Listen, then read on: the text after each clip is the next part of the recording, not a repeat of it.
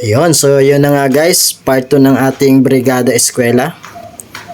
So ngayon ay magbababa tayo ng 50 pieces ng mga upuan. Ayan na po. So binababa na isa-isa. 50 pieces yan guys.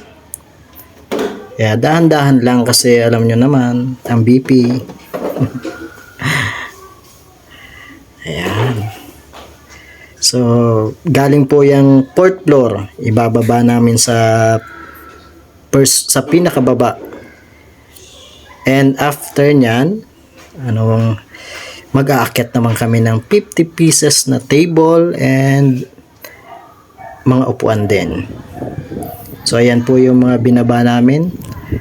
Medyo solid yan. Kada isang upuan siguro 10 or more than 10 kilos. Ayan nga. Diyan naman namin tinatambak.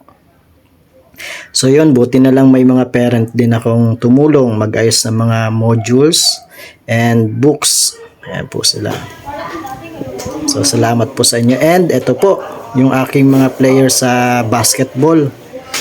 Buti nakita nila ako at tumulong na rin sila. Ayan. Ayan, nagpapakit pa yung isa.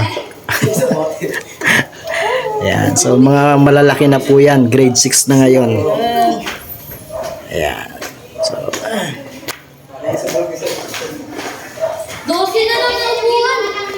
56. 56. At ito pa po yung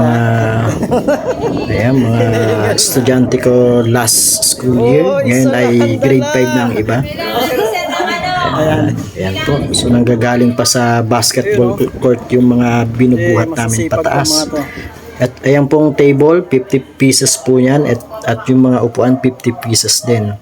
So buti na lang may mga mababait tayong estudyante at magulang na tumulong. Maraming salamat po sa inyo. Ayan na po yung mga nahakot namin. And ayan, ito yung last batch na nang hinahakot namin. Tuwan-tuwa na dyan yung mga bata at magme-merienda na daw sila. Ayan, so ang sigla-sigla nila kasi nag-request ng merienda. Sabi ko nga, pagmamahal lang bayad ko eh. Merienda daw, kailangan ng merienda. Pero hindi ko na nabidyohan yung merienda namin. Ayan po. Ito yung last batch ng table na binuhat ko. Ayan. So goodbye. Ingat po lagi.